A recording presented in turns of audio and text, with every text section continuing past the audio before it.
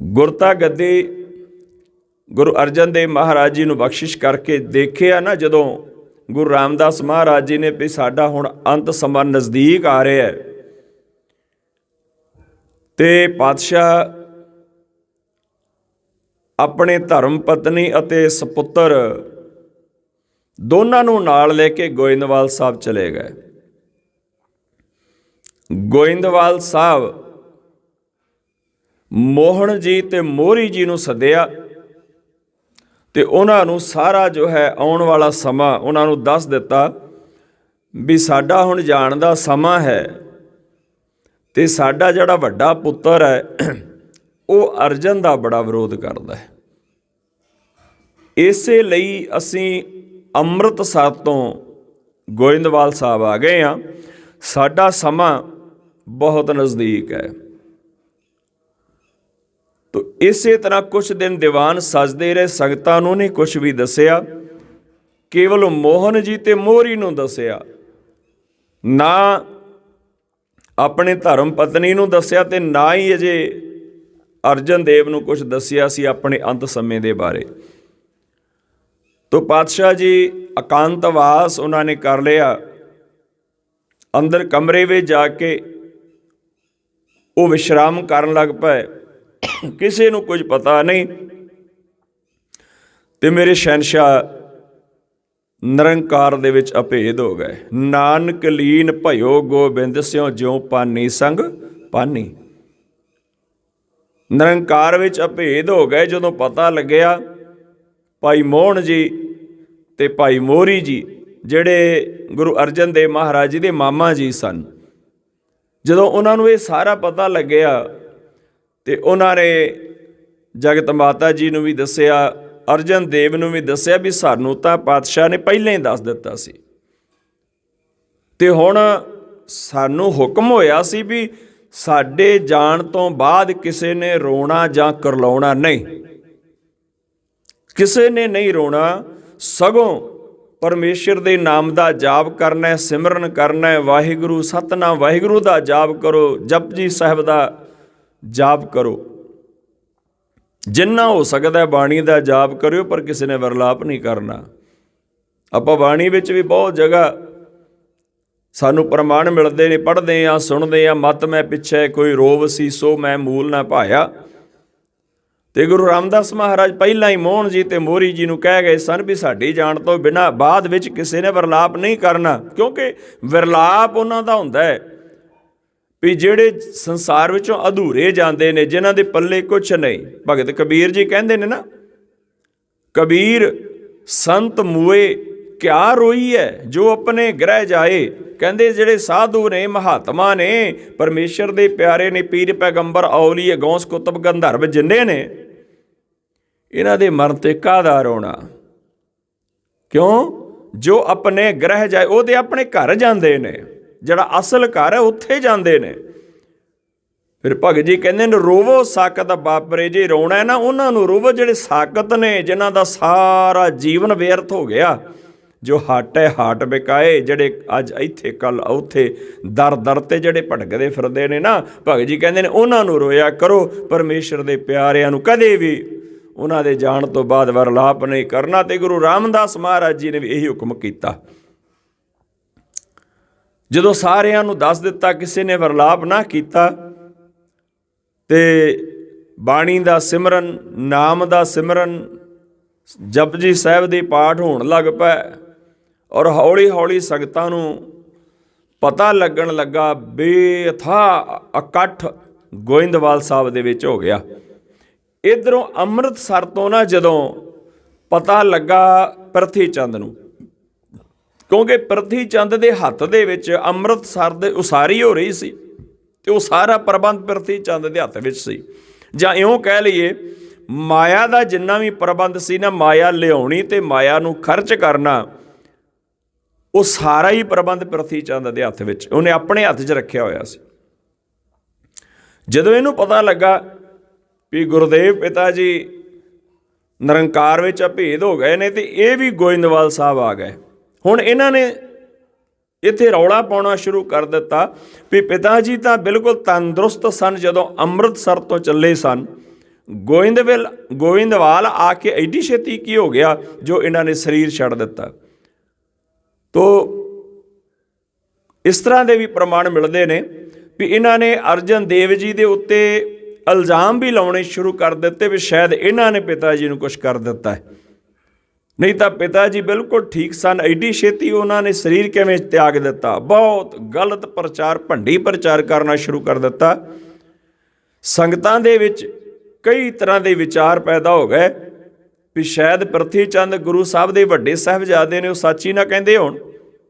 ਤੇ ਜਦੋਂ ਮੋਹਨ ਜੀ ਤੇ ਮੋਹਰੀ ਨੂੰ ਪਤਾ ਲੱਗਾ ਬਈ ਪ੍ਰਿਥੀ ਚੰਦ ਬੜਾ ਭੰਡੀ ਪ੍ਰਚਾਰ ਕਰਦੇ ਨੇ, ਤੇ ਸਤਿਗੁਰੂ ਨੇ ਤਾਂ ਸਾਨੂੰ ਪਹਿਲਾਂ ਹੀ ਦੱਸ ਦਿੱਤਾ ਸੀ ਵੀ ਸਾਡਾ ਸਮਾਂ ਹੈ ਔਰ ਸਾਡੇ ਸਾਹਮਣੇ ਸਾਰਾ ਕੁਝ ਹੋਇਆ। ਤੇ ਇਹਨਾਂ ਨੇ ਨਾ ਸੰਗਤਾਂ ਦੇ ਵਿੱਚ ਦੱਸਣਾ ਸ਼ੁਰੂ ਕਰ ਦਿੱਤਾ ਵੀ ਪ੍ਰਿਥੀ ਚੰਦ ਜੋ ਕਹਿ ਰਹੇ ਨੇ ਉਹ ਬਿਲਕੁਲ ਗਲਤ ਹੈ। ਜਦੋਂ ਪਾਤਸ਼ਾਹ ਗੋਇੰਦਵਾਲ ਸਾਹਿਬ ਆਏ, ਨਾ ਤਾਂ ਉਹਨਾਂ ਨੇ ਸਾਡੇ ਭੈਣ ਜੀ ਨੂੰ ਕੁਛ ਦੱਸਿਆ ਤੇ ਨਾ ਅਰਜਨ ਦੇਵ ਨੂੰ ਦੱਸਿਆ, ਕਿਉਂਕਿ ਮੋਹਨ ਜੀ ਤੇ ਮੋਹਰੀ ਜੀ ਸਤਿਗੁਰੂ ਜੀ ਦੇ ਸਾਲੇ ਸਨ। ਤੇ ਉਹਨਾਂ ਨੇ ਕਿਹਾ ਸਾਡੇ ਸਾਹਮਣੇ ਸਾਰਾ ਕੁਝ ਹੋਇਆ, ਨਾ ਹੀ ਅਰਜਨ ਦੇਵ ਨੂੰ ਕੁਛ ਦੱਸਿਆ।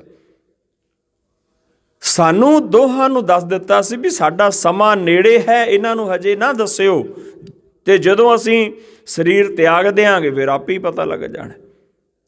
ਤੇ ਸਾਰੀਆਂ ਸੰਗਤਾਂ ਵਿੱਚ ਵਿਚਰ ਕੇ ਮੋਹਨ ਜੀ ਤੇ ਮੋਹਰੀ ਜੀ ਨੇ ਸੰਗਤਾਂ ਦੇ ਭਰਮ ਭੁਲੇਖੇ ਦੂਰ ਕੀਤੇ। ਇਹ ਬੜਾ ਤੜਫਿਆ ਪ੍ਰਿਥੀ ਚੰਦ ਜਦੋਂ ਇਹਨੇ ਆਪਣੀ ਚਾਲ ਨੂੰ ਕਾਮਯਾਬ ਨਾ ਹੁੰਦੇ ਦੇਖਿਆ ਨਾ ਵੀ ਮੇਰੀ ਹੁਣ ਚਾਲ ਕਾਮਯਾਬ ਨਹੀਂ ਹੋਣੀ, ਬੜਾ ਤੜਫਿਆ।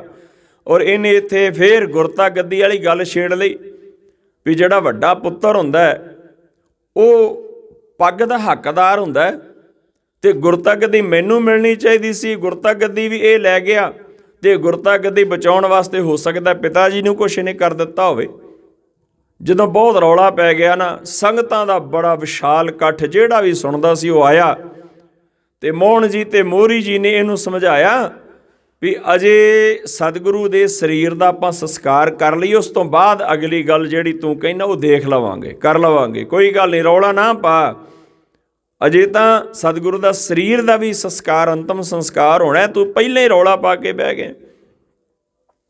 ਬੜਾ ਸਮਝਾਇਆ, ਕੁਝ ਸਮੇਂ ਵਾਸਤੇ ਇਹਨੂੰ ਸ਼ਾਂਤ ਕਰਵਾਇਆ ਤੇ ਪਾਤਸ਼ਾਹ ਜੀ ਦੇ ਪਾਵਨ ਪਵਿੱਤਰ ਦੇਹ ਨੂੰ ਅਗਨ ਦੇ ਸਪੁਰਦ ਕੀਤਾ। ਤੇ ਬਹੁਤ ਸਾਰੀਆਂ ਸੰਗਤਾਂ ਤਰ੍ਹਾਂ ਤਰ੍ਹਾਂ ਦੀਆਂ ਭੇਟਾਵਾਂ ਲੈ ਕੇ ਆਈਆਂ ਸਨ, ਧਨ ਲੈ ਕੇ ਆਏ, ਕੋਈ ਕੀਮਤੀ ਬਸਤਰ, ਕੋਈ ਦਸ਼ਾਲੇ ਲੈ ਕੇ ਆਇਆ।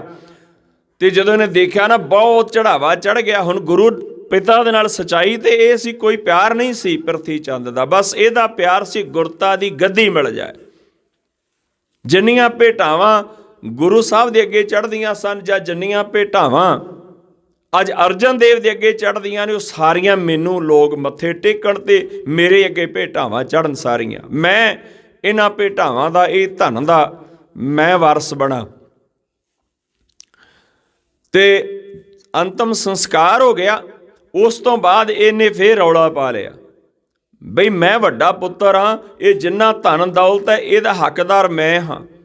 ਤੇ ਗੁਰੂ ਅਰਜਨ ਦੇਵ ਮਹਾਰਾਜ ਕਹਿਣ ਲੱਗੇ, ਮੋਹਨ ਜੀ ਤੇ ਮੋਹਰੀ ਜੀ ਨੂੰ ਕਹਿਣ ਲੱਗੇ, ਕੋਈ ਨਹੀਂ, ਵੱਡੇ ਭਾਈ ਨੇ ਸਾਡੇ, ਤੇ ਜੋ ਇਹ ਚਾਹੁੰਦੇ ਨੇ ਇਹਨਾਂ ਨੂੰ ਦੇ ਦਿਓ। ਔਰ ਇੱਥੋਂ ਤੱਕ ਵੀ ਜੇਕਰ ਆਉਂਦਾ, ਉਹਨਾਂ ਨੇ ਪੱਗ ਵੀ ਪ੍ਰਿਥੀ ਚੰਦ ਨੂੰ ਬੰਨ੍ਹ ਦਿੱਤੀ, ਕੋਈ ਗੱਲ ਨਹੀਂ, ਸਾਨੂੰ ਕਿਸੇ ਗੁਰਤਾ ਗੱਦੀ ਦੀ ਜਾਂ ਕਿਸੇ ਪ੍ਰਭਤਾ ਦੀ, ਕਿਸੇ ਵੱਡੇ ਮਾਣ ਸਨਮਾਨ ਦੀ ਲੋੜ ਨਹੀਂ ਹੈ। ਸਾਡੇ ਵਾਸਤੇ ਇਹੀ ਸਭ ਤੋਂ ਵੱਡਾ ਮਾਣ ਹੈ ਕਿ ਗੁਰੂ ਪਿਤਾ ਦਾ ਸਾਨੂੰ ਪਿਆਰ ਮਿਲਿਆ ਹੈ, ਉਹਨਾਂ ਦੇ ਚਰਨਾਂ ਦੀ ਸੇਵਾ ਕਰਨ ਦਾ ਸੁਭਾਗ ਪ੍ਰਾਪਤ ਹੋਇਆ ਹੈ। ਇਹ ਹੈ ਭਾਵਨਾ। ਹੁਣ ਇੱਕ ਪੁੱਤਰ ਦੋਨੇ ਇੱਕੋ ਗੁਰੂ ਦੇ ਨੇ, ਪਰ ਭਾਵਨਾ ਦਾ ਜ਼ਮੀਨ ਤੇ ਆਸਮਾਨ ਦਾ ਫਰਕ ਹੈ। ਇੱਕ ਦੀ ਭਾਵਨਾ ਕੇਵਲ ਧਨ ਦੌਲਤ ਤੱਕ ਹੈ ਤੇ ਇੱਕ ਦੀ ਭਾਵਨਾ ਕੇਵਲ ਗੁਰੂ ਦੇ ਪਿਆਰ ਤੱਕ ਹੈ, ਸਤਿਗੁਰੂ ਦੀ ਕਿਰਪਾ ਮਿਲ ਜਾਏ। ਬਾਣੀ 'ਚ ਮੇਰੇ ਪਾਤਸ਼ਾਹ ਕਿਰਪਾ ਕਰਦੇ ਨੇ ਨਾ ਕਿ ਰਾਜ ਨਾ ਚਾਹੋ ਮੁਕਤ ਨਾ ਚਾਹੋ ਮਨ ਪ੍ਰੀਤ ਚਰਨ ਕਮਲਾਰੇ। ਮੈਨੂੰ ਰਾਜ ਭਾਗ ਕੁਛ ਨਹੀਂ ਚਾਹੀਦਾ। ਕੀ ਚਾਹੀਦਾ? ਮਨ ਪ੍ਰੀਤ ਚਰਨ ਕਮਲਾਰੇ। ਬਸ ਤੇਰੇ ਚਰਨਾਂ ਕਮਲਾਂ ਦੀ ਪ੍ਰੀਤ ਮਿਲ ਜਾਏ, ਇਹੀ ਦੁਨੀਆ ਦਾ ਸਭ ਤੋਂ ਵੱਡਾ ਮੇਰੇ ਵਾਸਤੇ ਆਨੰਦ ਹੈ। ਤੇ ਭਗਤ ਕਬੀਰ ਜੀ ਦੇਖੋ ਬੇਅੰਤ ਪ੍ਰਮਾਣ ਨੇ ਗੁਰਬਾਣੀ ਦੇ ਵਿੱਚ। ਜੇ ਪਾਤਸ਼ਾਹ ਜੀ ਨੇ ਆਪਣੇ ਜੀਵਨ ਵਿੱਚ ਇਹ ਜੋ ਮਹਾਨ ਪਰਮੇਸ਼ਰ ਦੀ ਰਹਿਮਤ ਵਾਲੀ ਮਹਾਨ ਕਿਰਪਾ ਵਾਲੀ ਅਵਸਥਾ ਹੈ, ਜੇ ਆਪਣੇ ਉੱਤੇ ਉਹਨਾਂ ਨੇ ਇਹ ਕਰਮ ਕੀਤੇ ਨੇ ਬਈ ਪਰਮੇਸ਼ਰ ਦੀ ਕਿਰਪਾ ਤੋਂ ਵੱਡਾ ਕੋਈ ਕਰਮ ਨਹੀਂ, ਔਰ ਉਹ ਆਪ ਹੀ ਦਰਜ ਸਾਡੇ ਵਾਸਤੇ ਬਾਣੀ 'ਚ ਦਰਜ ਕਰ ਦਿੱਤਾ। ਔਰ ਭਗਤਾਂ ਨੇ ਵੀ ਇਹ ਗੱਲ ਕਹੀ। ਕਬੀਰ ਜੀ ਕਹਿੰਦੇ ਨੇ ਭਿਸਤ ਨਜੀਕ ਰਾਖ ਰਹਿਮਾਨਾ। ਭਿਸਤ ਬਹਿਸਤ, ਬਹਿਸਤ ਕਹਿੰਦੇ ਨੇ ਆਪਾਂ ਕਹਿ ਦਿੰਦੇ ਜਿਵੇਂ ਸਵਰਗ ਜਾਂ ਸੱਚਖੰਡ ਜਾਂ ਜਿੱਥੇ ਬਹੁਤ ਜ਼ਿਆਦਾ ਸੁੱਖ ਹੋਣ। ਭਗਤ ਜੀ ਕਹਿੰਦੇ ਨੇ ਭਿਸਤ ਮੇਰੇ ਵਾਸਤੇ ਬਹਿਸਤ ਹੈ, ਮੇਰੇ ਵਾਸਤੇ ਸਵਰਗ ਹੈ। ਕਿ ਨਜ਼ੀਕ ਰਾਖ ਰਹਿਮਾਨਾ, ਐ ਰਹਿਮਾਨ, ਐ ਖੁਦਾ, ਐ ਵਾਹਿਗੁਰੂ ਮੈਨੂੰ ਆਪਣੇ ਚਰਨਾਂ ਦੇ ਨੇੜੇ ਰੱਖ, ਮੇਰੇ ਵਾਸਤੇ ਇਹੀ ਸਵਰਗ ਹੈ। ਇਸ ਤੋਂ ਵੱਡਾ ਆਨੰਦ ਨਹੀਂ, ਇਸ ਤੋਂ ਵੱਡਾ ਸੁੱਖ ਨਹੀਂ। ਤੇ ਗੁਰੂ ਅਰਜਨ ਦੇਵ ਮਹਾਰਾਜ ਵੀ ਕਹਿਣ ਲੱਗੇ ਸਤਿਗੁਰੂ ਨੇ ਬੜਾ ਮੈਨੂੰ ਪਿਆਰ ਦਿੱਤਾ ਹੈ ਔਰ ਉਹਦੀ ਬੜੀ ਵੱਡੀ ਕਿਰਪਾ ਹੈ, ਉਹੀ ਮੇਰੇ ਵਾਸਤੇ ਸਾਰਾ ਕੁਝ ਹੈ। ਕੋਈ ਗੱਲ ਨਹੀਂ, ਜੇ ਧਨ ਪਦਾਰਥ ਮੇਰੇ ਵੱਡੇ ਭਾਈ ਚਾਹੁੰਦੇ ਨੇ ਦੇ ਦਿਓ। ਜਿੰਨਾ ਧਨ ਪਦਾਰਥ ਆਇਆ ਸੀ, ਜਿੰਨੀਆਂ ਭੇਟਾਵਾਂ ਆਈਆਂ ਸਾਨੂੰ, ਸਾਰੀਆਂ ਦੀਆਂ ਸਾਰੀਆਂ ਗੱਡੇ ਭਰ ਕੇ ਪ੍ਰਿਥੀ ਚੰਦ ਜੀ ਅੰਮ੍ਰਿਤਸਰ ਨੂੰ ਲੈ ਗਏ। ਤੇ ਇੱਧਰ ਸੰਗਤਾਂ ਦੇ ਵਿੱਚ ਵੀ ਤਰ੍ਹਾਂ ਤਰ੍ਹਾਂ ਦੀਆਂ ਗੱਲਾਂ। ਹੁਣ ਜਿਹੜਾ ਇਹ ਪਹਿਲਾਂ ਕਹਿੰਦਾ ਸੀ ਵੀ ਅਰਜਨ ਦੇਵ ਨੇ ਗੁਰੂ ਪਿਤਾ ਨੂੰ ਕੁਛ ਕਰ ਦਿੱਤਾ, ਉਹ ਵੀ ਭੇਦ ਖੁੱਲ੍ਹਣੇ ਸ਼ੁਰੂ ਹੋ ਗਏ, ਸੱਚ ਦਾ ਪਤਾ ਲੱਗਣ ਲੱਗ ਪਿਆ। ਬਾਬਾ ਬੁੱਢਾ ਜੀ ਨੇ ਸੰਗਤਾਂ ਵਿੱਚ ਪ੍ਰਚਾਰ ਕਰਕੇ ਸਾਰਾ ਕੁਝ ਦੱਸਿਆ। ਤੇ ਮੋਹਨ ਜੀ, ਮੋਹਰੀ ਜੀ, ਉਹਨਾਂ ਨੇ ਵੀ ਸੰਗਤਾਂ ਨੂੰ ਦੱਸਿਆ ਤੇ ਇਹਦਾ ਸਾਰੀਆਂ ਸੰਗਤਾਂ ਵਿੱਚ ਇਹਦੀ ਸੱਚਾਈ ਦਾ ਪਤਾ ਲੱਗਾ। ਪਰ ਕੁਛ ਕੁ ਜਿਹੜੇ ਮਸੰਦ ਸਨ ਉਹ ਇਹਦੇ ਨਾਲ ਰਲੇ ਹੋਏ ਸਨ, ਜਿਨ੍ਹਾਂ ਨੂੰ ਧਨ ਦੀ ਭੁੱਖ ਸੀ, ਉਹ ਪ੍ਰਿਥੀ ਚੰਦ ਵਾਲੇ ਪਾਸੇ ਹੋ ਗਏ। ਹੁਣ ਉਹ ਮਸੰਦ ਨਾ ਦੂਰ ਦੁਰਾਡੇ ਜਾ ਕੇ ਜਾਂ ਆਪੋ ਆਪਣੇ ਇਲਾਕਿਆਂ ਵਿੱਚ ਜਾ ਕੇ ਉਹ ਕਾਰ ਭੇਟਾ ਇਕੱਠੀ ਕਰਦੇ ਤੇ ਗੁਰੂ ਅਰਜਨ ਦੇਵ ਮਹਾਰਾਜ ਜੀ ਕੋਲ ਨਹੀਂ, ਉਹ ਪ੍ਰਿਥੀ ਚੰਦ ਨੂੰ ਲਿਆ ਕੇ ਦਿੰਦੇ। ਔਰ ਪ੍ਰਿਥੀ ਚੰਦ ਉਹਨਾਂ ਨੂੰ ਕੁਝ ਹਿੱਸਾ ਵੀ ਦਿੰਦਾ। ਇਉਂ ਕਹਿ ਲਈਏ ਵੀ ਅੱਧੋ ਅੱਧ ਕਰ ਲੈਂਦੇ। ਤੇ ਇਸੇ ਤਰ੍ਹਾਂ ਕੰਮ ਚੱਲਦਾ ਰਿਹਾ। ਮਸੰਦ ਆਪੋ ਆਪਣੇ ਇਲਾਕਿਆਂ ਵਿੱਚ ਚਲੇ ਗਏ ਤੇ ਜਿਹੜੇ ਮਸੰਦ ਗੁਰੂ ਅਰਜਨ ਦੇਵ ਮਹਾਰਾਜ ਜੀ ਦੇ ਉੱਤੇ ਭਾਵਨਾ ਰੱਖਣ ਵਾਲੇ ਸਨ, ਉਹ ਗੁਰੂ ਨਾਨਕ ਦੇ ਘਰ ਦੇ ਵਿੱਚ ਕਾਰ ਭੇਟਾ ਇਕੱਠੀ ਕਰਕੇ ਦਸਵੰਧ ਲੈ ਕੇ ਆਉਂਦੇ ਸੰਗਤਾਂ ਦੇ ਕੋਲੋਂ। ਤੇ ਇੱਥੇ ਗੋਇੰਦਵਾਲ ਸਾਹਿਬ ਕਈ ਦਿਨ ਦਾ ਸਮਾਂ ਜਦੋਂ ਬਤੀਤ ਹੋ ਗਿਆ ਨਾ, ਤੇ ਅੰਮ੍ਰਿਤਸਰ ਦੇ ਉਸਾਰੀ ਦਾ ਕੰਮ ਬੜੀ ਤੇਜ਼ੀ ਨਾਲ ਚੱਲ ਰਿਹਾ ਸੀ ਤੇ ਪ੍ਰਬੰਧ ਸੀ ਪ੍ਰਿਥੀ ਚੰਦ ਦੇ ਕੋਲ। ਤੇ ਗੁਰੂ ਅਰਜਨ ਦੇਵ ਮਹਾਰਾਜ ਜੀ ਨੇ ਸੋਚਿਆ ਬਈ ਪਾਤਸ਼ਾਹ ਨੇ ਆਪ ਕਿਰਪਾ ਕਰ ਕੇ ਇਹ ਕਾਰਜ ਆਰੰਭ ਕੀਤਾ ਤੇ ਉੱਥੇ ਜਾ ਕੇ ਉਹ ਕਾਰਜ ਨੂੰ ਹੋਰ ਤੇਜ਼ੀ ਨਾਲ ਜਿੰਨੀ ਛੇਤੀ ਹੋ ਸਕਦਾ ਸੰਪੂਰਨ ਕੀਤਾ ਜਾਵੇ। ਗੋਇੰਦਵਾਲ ਸਾਹਿਬ ਤੋਂ ਗੁਰੂ ਅਰਜਨ ਦੇਵ ਮਹਾਰਾਜ ਅੰਮ੍ਰਿਤਸਰ ਚਲੇ ਗਏ। ਜਦੋਂ ਅੰਮ੍ਰਿਤਸਰ ਪਹੁੰਚੇ ਨਾ, ਸਾਰੀਆਂ ਸੰਗਤਾਂ ਉਹ ਗੁਰੂ ਅਰਜਨ ਦੇਵ ਮਹਾਰਾਜ ਜੀ ਦੇ ਦਰਸ਼ਨ ਕਰਨ ਵਾਸਤੇ ਆਉਣ ਲੱਗ ਪਈਆਂ, ਕਿਉਂਕਿ ਸਾਹਿਬਜ਼ਾਦੇ ਦੇ ਰੂਪ ਵਿੱਚ ਤਾਂ ਦਰਸ਼ਨ ਕੀਤੇ ਸਨ, ਪਰ ਗੁਰੂ ਦੇ ਰੂਪ ਵਿੱਚ ਬਹੁਤੀਆਂ ਸੰਗਤਾਂ ਜਿਨ੍ਹਾਂ ਨੇ ਅਜੇ ਦਰਸ਼ਨ ਨਹੀਂ ਸੀ ਕੀਤੇ, ਉਹਨਾਂ ਜਦੋਂ ਪਤਾ ਲੱਗਾ ਵੀ ਅੰਮ੍ਰਿਤਸਰ ਦੀ ਧਰਤੀ ਤੇ ਗੁਰੂ ਅਰਜਨ ਦੇਵ ਮਹਾਰਾਜ ਪੰਚਮ ਪਾਤਸ਼ਾਹ ਆ ਗਏ ਨੇ, ਉਹ ਸਾਰੀਆਂ ਸੰਗਤਾਂ ਦਰਸ਼ਨ ਕਰਨ ਵਾਸਤੇ ਉਹਨਾਂ ਨੇ ਆਉਣਾ ਸ਼ੁਰੂ ਕਰ ਦਿੱਤਾ। ਬੜਾ ਵੱਡਾ ਇਕੱਠ ਹੋ ਗਿਆ। ਹੁਣ ਭੇਟਾਵਾਂ ਫੇਰ ਚੜ੍ਹਨ ਲੱਗ ਪਈਆਂ ਤੇ ਪ੍ਰਿਥੀ ਚੰਦ ਨੇ ਸੋਚਿਆ ਬਈ ਇਹਨਾਂ ਨੂੰ ਆਪਾਂ ਦੁਖੀ ਕਰੀ, ਆਪੇ ਛੱਡ ਕੇ ਅੰਮ੍ਰਿਤਸਰ ਭੱਜ ਜਾਣਗੇ। ਪ੍ਰਿਥੀ ਚੰਦ ਨੇ ਜਿਹੜੇ ਉਹਦੇ ਨਾਲ ਉਹਦੀ ਸੋਚ ਵਾਲੇ ਮਸੰਦ ਸਨ ਨਾ, ਉਹਨਾਂ ਨੂੰ ਨਾਲ ਰਲਾ ਕੇ ਤੇ ਸ਼ਹਿਰ ਦੀ ਕਿਲ੍ਹੇਬੰਦੀ ਕਹਿ ਲਈਏ ਕਰ ਲਈ, ਜਾਂ ਘੇਰਾਬੰਦੀ ਕਰ ਲਈ। ਜਿਹੜੀਆਂ ਵੀ ਸੰਗਤਾਂ ਭੇਟਾਵਾਂ ਲੈ ਕੇ ਆਉਂਦੀਆਂ, ਉਹਨਾਂ ਦੇ ਕੋਲੋਂ ਭੇਟਾਵਾਂ ਰਾਹ ਵਿੱਚ ਹੀ ਲੈ ਲੈਂਦੇ ਵੀ ਅਸੀਂ ਗੁਰੂ ਅਰਜਨ ਦੇਵ ਮਹਾਰਾਜ ਜੀ ਦੇ ਦਰਬਾਰ ਵਿੱਚ ਤੁਹਾਡੀ ਭੇਟਾ ਪਹੁੰਚਾ ਦਿਆਂਗੇ, ਤੁਸੀਂ ਭੇਟਾ ਇੱਥੇ ਹੀ ਜਮ੍ਹਾਂ ਕਰ ਜਾਓ, ਉੱਥੇ ਜਗ੍ਹਾ ਨਹੀਂ ਰਹੀ। ਹੁਣ ਰਾਹ ਵਿੱਚ ਹੀ ਭੇਟਾ ਲੈ ਲੈਂਦੇ ਔਰ ਉਹ ਭੇਟਾ ਪ੍ਰਿਥੀ ਚੰਦ ਦੇ ਕੋਲ ਜਮ੍ਹਾਂ ਹੁੰਦੀ। ਤੇ ਲੰਗਰ ਦਾ ਕੋਈ ਪ੍ਰਬੰਧ ਨਹੀਂ, ਲੰਗਰ ਛਕਣ ਤੁਸੀਂ ਗੁਰੂ ਅਰਜਨ ਦੇਵ ਮਹਾਰਾਜ ਜੀ ਦੇ ਲੰਗਰ ਵਿੱਚ ਜਾਓ, ਲੰਗਰ ਨਹੀਂ ਇੱਥੇ ਛਕਣਾ, ਲੰਗਰ ਉੱਥੇ ਹੀ ਹੈ, ਭੇਟਾ ਇੱਥੇ ਜਮ੍ਹਾਂ। ਹੁਣ ਲੰਗਰ ਵਿੱਚ ਕੋਈ ਰਸਤ ਨਹੀਂ ਜਾ ਰਹੀ, ਕੋਈ ਅੰਨ ਨਹੀਂ ਜਾਂਦਾ, ਕੋਈ ਧਨ ਨਹੀਂ ਜਾਂਦਾ। ਉਹ ਲੰਗਰ ਹੌਲੀ ਹੌਲੀ ਹੌਲੀ ਮਸਤਾਨੇ ਹੋਣ ਲੱਗ ਪਏ।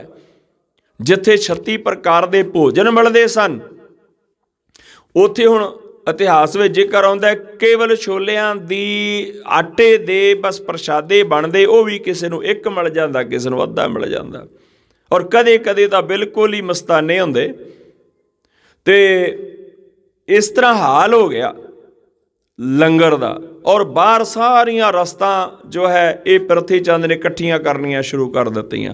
ਔਰ ਮਸੰਦਾਂ ਦੇ ਨਾਲ ਜਿਹੜੇ ਇਹਦੇ ਹੱਕ ਦੇ ਸਨ, ਇਹਦੀ ਸੋਚ ਵਾਲੇ ਸਨ, ਉਹਨਾਂ ਨੇ ਹੋਰ ਬੜੇ ਪ੍ਰਚਾਰਕ ਆਪਣੇ ਨਾਲ ਐਸੇ ਗੰਢ ਲਏ ਔਰ ਉਹਨਾਂ ਨੂੰ ਲਾਲਚ ਦੇ ਦਿੱਤਾ ਵੀ ਜਿੰਨੀ ਕਾਰ ਭੇਟਾ ਤੁਸੀਂ ਸੰਗਤਾਂ ਕੋਲ ਲੈ ਕੇ ਆਓਗੇ, ਅੱਧੀ ਤੁਹਾਡੀ ਅਤੇ ਅੱਧੀ ਪ੍ਰਿਥੀ ਚੰਦ ਦੇ ਖਜ਼ਾਨੇ ਵਿੱਚ ਆਪਾਂ ਜਮ੍ਹਾਂ ਕਰਾਉਣੀ। ਉਹ ਲਾਲਚ ਹੈ, ਲਾਲਚ ਬੜੀ ਬੁਰੀ ਬਲਾ ਹੈ।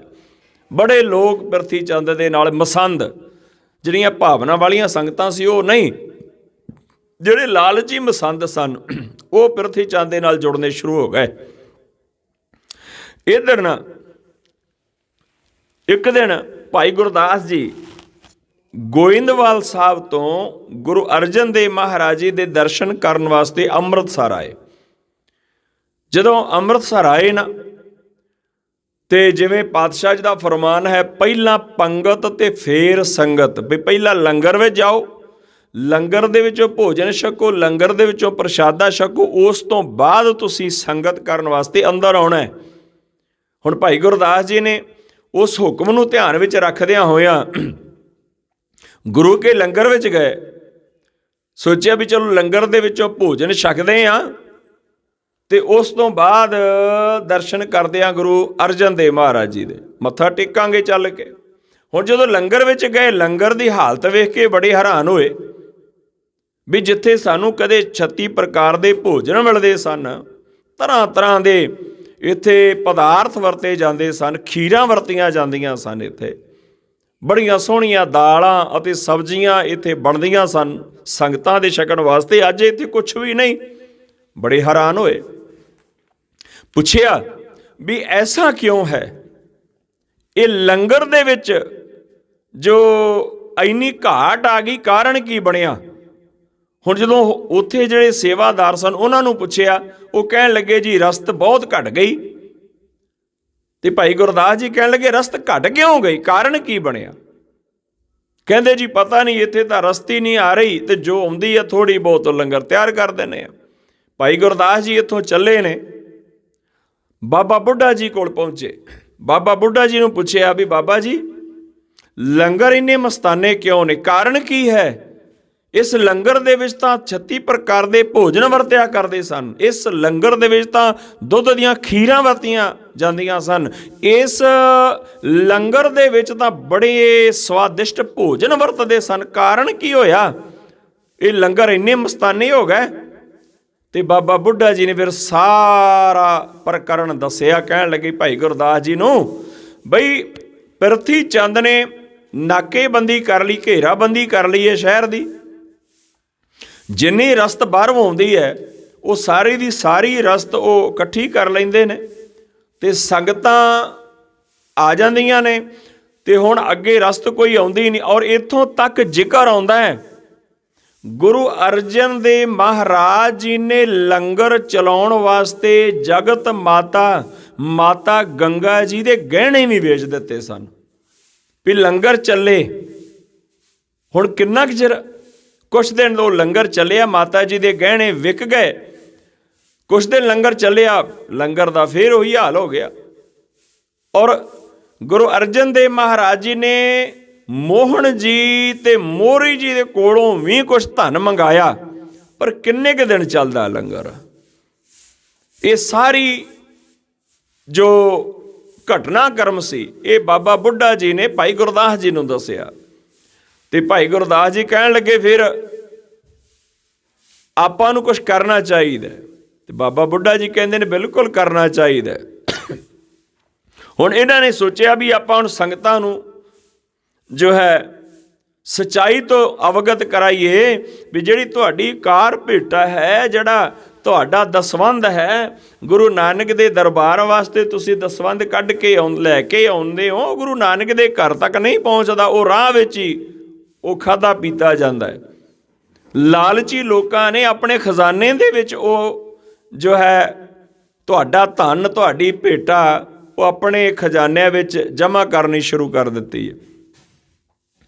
ਬਾਬਾ ਬੁੱਢਾ ਜੀ, ਭਾਈ ਗੁਰਦਾਸ ਜੀ, ਇਹਨਾਂ ਨੇ ਹੋਰ ਜਿਹੜੇ ਧਰਮ ਦੇ ਨਾਲ ਜੁੜੇ ਹੋਏ ਮਸੰਦ ਸਨ, ਜਿਹੜੇ ਗੁਰੂ ਦੇ ਘਰ ਗੁਰੂ ਅਰਜਨ ਦੇਵ ਮਹਾਰਾਜ ਦੇ ਚਰਨਾਂ ਨਾਲ ਜੁੜੇ ਸਨ ਔਰ ਸੰਗਤਾਂ ਦੀ ਕਾਰ ਭੇਟਾ ਸਮੇਂ-ਸਮੇਂ ਲੈ ਕੇ ਆਉਂਦੇ ਸਨ, ਉਹਨਾਂ ਨੂੰ ਨਾਲ ਜੋੜਿਆ। ਭਾਈ ਬੜਾ ਵੱਡਾ ਇੱਥੇ ਧੋਖਾ ਹੋ ਰਿਹਾ ਸੰਗਤਾਂ ਦੇ ਨਾਲ। ਸੰਗਤਾਂ ਦੀ ਕਾਰ ਭੇਟਾ ਜਿਹੜੀ ਉਹ ਗਲਤ ਹੱਥਾਂ ਵਿੱਚ ਜਾ ਰਹੀ ਏ। ਆਪਾਂ ਸੰਗਤਾਂ ਨੂੰ ਸੁਚੇਤ ਕਰੀਏ। ਇਹ ਸਾਰਾ ਜੋ ਹੈ ਵਿਚਾਰ ਬਣਾ ਕੇ ਨਾ ਬਾਬਾ ਬੁੱਢਾ ਜੀ ਤੇ ਭਾਈ ਗੁਰਦਾਸ ਜੀ ਹੋਰ ਮੁਖੀ ਜਿਹੜੇ ਸਨ ਮਸੰਦ ਨਾਲ ਲਏ ਤੇ ਇਹ ਸ਼ਹਿਰੋਂ ਬਾਹਰ ਨਿਕਲ ਗਏ। ਸੰਗਤਾਂ ਦੇ ਵਿੱਚ ਪ੍ਰਚਾਰ ਕਰਨਾ ਸ਼ੁਰੂ ਕਰ ਦਿੱਤਾ। ਜਿਹੜੀਆਂ ਸੰਗਤਾਂ ਆਉਂਦੀਆਂ ਸਨ ਭੇਟਾਵਾਂ ਲੈ ਲੈ ਕੇ, ਉਹਨਾਂ ਨੂੰ ਸੱਚਾਈ ਦੱਸਣੀ ਸ਼ੁਰੂ ਕਰ ਦਿੱਤੀ ਵੀ ਜਿਸ ਲੰਗਰ ਦੇ ਵਿੱਚੋਂ ਤੁਸੀਂ ਭੋਜਨ ਛਕਦੇ ਹੋ, ਪ੍ਰਸ਼ਾਦਾ ਛਕਦੇ ਹੋ, ਅੱਜ ਉਸ ਲੰਗਰ ਦੀ ਹਾਲਤ ਦੇਖੋ ਜਾ ਕੇ ਕੀ ਬਣੀ ਹੋਈ ਏ। ਕਾਰਨ ਇਹ ਹੈ ਜਿਹੜੀ ਤੁਸੀਂ ਆਪਣੇ 10 ਨੌਹਾਂ ਦੀ ਕਿਰਤ ਕਮਾਈ ਕਰਦੇ ਹੋ, ਉਹਦੇ ਵਿੱਚੋਂ ਜਿਹੜਾ ਦਸਵੰਧ ਇਕੱਠਾ ਕਰਦੇ ਹੋ, ਤੁਹਾਡਾ ਦਸਵੰਧ ਮਸੰਦ ਲੈ ਕੇ ਜਾਂਦੇ ਨੇ। ਉਹ ਦਸਵੰਧ ਗੁਰੂ ਨਾਨਕ ਦੇ ਘਰ ਤੱਕ ਨਹੀਂ ਪਹੁੰਚਦਾ। ਉਹ ਰਾਹ ਵਿੱਚ ਹੀ ਪ੍ਰਥੀ ਚੰਦ ਜਿਹੜਾ ਉਹ ਹੜਪ ਕਰ ਲੈਂਦਾ ਏ। ਤੁਹਾਡਾ ਦਸਵੰਧ ਲੇਖੇ ਨਹੀਂ ਲੱਗਦਾ। ਜਿਹੜਾ ਦਸਵੰਧ ਤੁਸੀਂ ਲੈ ਕੇ ਜਾਣਾ ਹੈ, ਜਿਹੜਾ ਭੇਟਾ ਲੈ ਕੇ ਤੁਸੀਂ ਜਾਣੀ, ਉਹ ਸਿੱਧੀ ਗੁਰੂ ਰਾਮਦਾਸ ਮਹਾਰਾਜ ਜੀ ਦੇ ਦਰਬਾਰ ਦੇ ਵਿੱਚ, ਉਸ ਅਸਥਾਨ ਤੇ ਜਿਸ ਅਸਥਾਨ ਤੇ ਅੱਜ ਗੁਰੂ ਅਰਜਨ ਦੇਵ ਮਹਾਰਾਜ ਸੰਗਤਾਂ ਨੂੰ ਨਿਰੰਕਾਰ ਨਾਲ ਜੋੜ ਰਹੇ ਨੇ, ਉਹਨਾਂ ਦੇ ਚਰਨਾਂ ਵਿੱਚ ਜਾਇਆ ਕਰੋ, ਉਹਨਾਂ ਦੇ ਦਰਸ਼ਨ ਕਰੋ, ਭੇਟਾ ਉੱਥੇ ਲੈ ਕੇ ਜਾਇਆ ਕਰੋ ਤਾਂ ਕਿ ਤੁਹਾਡੀ ਜਿਹੜੀ ਭੇਟਾ ਹੈ ਇਹ ਠੀਕ ਅਸਥਾਨ ਤੇ ਪਹੁੰਚ ਸਕੇ। ਹੁਣ ਸੰਗਤਾਂ ਦੇ ਵਿੱਚ ਜਾਗਰਤੀ ਆਉਣ ਲੱਗ ਪਈ ਕਿਉਂਕਿ ਬਾਬਾ ਬੁੱਢਾ ਜੀ ਦਾ ਬੜਾ ਸਤਿਕਾਰ ਸੀ ਸੰਗਤਾਂ ਦੇ ਵਿੱਚ। ਭਾਈ ਗੁਰਦਾਸ ਜੀ ਦਾ ਵੀ ਬੜਾ ਮਾਣ ਸੀ ਸੰਗਤਾਂ ਦੇ ਵਿੱਚ। ਤੇ ਬਾਬਾ ਬੁੱਢਾ ਜੀ ਵੀ ਜਿੱਥੇ ਜਿੱਥੇ ਗਏ, ਭਾਈ ਗੁਰਦਾਸ ਜੀ ਵੀ ਜਿੱਥੇ ਜਿੱਥੇ ਗਏ, ਉੱਥੇ ਸੰਗਤਾਂ ਨੇ ਇਹਨਾਂ ਦੇ ਹੁਕਮ ਨੂੰ ਮੰਨਿਆ, ਇਹਨਾਂ ਦੀ ਗੱਲ ਨੂੰ ਮੰਨਿਆ। ਹੁਣ ਕੋਈ ਵੀ ਪ੍ਰਥੀ ਚੰਦ ਦੇ ਮਸੰਦਾਂ ਨੂੰ ਭੇਟਾ ਨਾ ਦਿੰਦਾ। ਸਾਰੀ ਦੀ ਸਾਰੀ ਕਾਰ ਭੇਟਾ ਗੁਰੂ ਨਾਨਕ ਦੇ ਖਜ਼ਾਨੇ ਵਿੱਚ ਆਉਣ ਲੱਗ ਪਈ। ਜਿਹੜੇ ਖਜ਼ਾਨੇ ਵਿੱਚ ਕਿਸੇ ਨੂੰ ਅੱਜ ਭੋਜਨ ਨਹੀਂ ਸੀ ਮਿਲਦਾ, ਜਿਹੜੇ ਖਜ਼ਾਨੇ ਦੇ ਵਿੱਚ ਕਿਸੇ ਨੂੰ ਇੱਕ ਟਾਈਮ ਦੀ ਰੋਟੀ ਮਿਲਦੀ ਨਹੀਂ ਸੀ ਔਰ ਕਿਸੇ ਨੂੰ ਜੀ ਅੱਧੀ ਮਿਲਦੀ, ਕਿਸੇ ਨੂੰ ਇੱਕ ਮਿਲਦੀ, ਉਹਦੇ ਨਾਲ ਗੁਜ਼ਾਰਾ ਕਰਕੇ ਨਿਰੰਕਾਰ ਦੇ ਹੁਕਮ ਦੇ ਵਿੱਚ ਪ੍ਰਸੰਨ ਰਹਿੰਦੇ। ਕੋਈ ਲਾਲਚ ਨਹੀਂ ਸੀ, ਬੰਦਗੀ ਸੀ, ਸਿਮਰਨ ਸੀ ਔਰ ਭਾਵਨਾ ਵਾਲੇ ਸੀ, ਸ਼ਰਧਾ ਵਾਲੇ ਸੀ। ਅੱਜ ਉਸ ਲੰਗਰ ਵਿੱਚ ਫਿਰ ਰੌਣਕਾਂ ਲੱਗਣ ਲੱਗ ਪਈਆਂ। ਉਸ ਲੰਗਰ ਦੇ ਵਿੱਚ ਬੜੇ ਸੋਹਣੇ ਸੋਹਣੇ ਪਦਾਰਥ ਤਿਆਰ ਹੋਣ ਲੱਗ ਪਏ। ਉਸ ਲੰਗਰ ਵਿੱਚ ਅੱਜ ਹੁਣ ਚਹਿਲ ਪਹਿਲ ਹੋਣ ਲੱਗ ਪਈ ਏ। ਉਸੇ ਲੰਗਰ ਵਿੱਚ ਜਿਵੇਂ ਜਗਤ ਮਾਤਾ ਖੀਵੀ ਜੀ ਉਹ ਭੋਜਨ ਪ੍ਰਸ਼ਾਦਾ ਆਪ ਤਿਆਰ ਕਰਕੇ, ਖੀਰ ਤਿਆਰ ਕਰਕੇ ਵਿੱਚ ਘਿਓ ਪਾ ਕੇ ਪੁੱਤਾਂ ਵਾਂਗੂ ਸੰਗਤਾਂ ਨੂੰ ਵਰਤਾਉਂਦੇ ਸਨ, ਉਸੇ ਤਰ੍ਹਾਂ ਇਹ ਲੰਗਰ ਫਿਰ ਤੋਂ ਵਰਤਿਆ ਜਾਣ ਲੱਗ ਪਿਆ।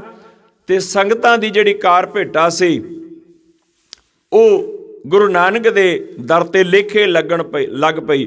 ਇੱਧਰ ਪ੍ਰਥੀ ਚੰਦ ਨੂੰ ਜਦੋਂ ਪਤਾ ਲੱਗਾ ਮੇਰਾ ਪਾਜ ਉਗੜਦਾ ਜਾਂਦਾ ਏ, ਮੇਰੇ ਕੋਲ ਹੁਣ ਭੇਟਾ ਕੋਈ ਨਹੀਂ ਆਉਂਦੀ, ਸਾਰੀ ਭੇਟਾ ਗੁਰੂ ਦਰਬਾਰ ਵਿੱਚ ਜਾਂਦੀ ਹੈ, ਬੜਾ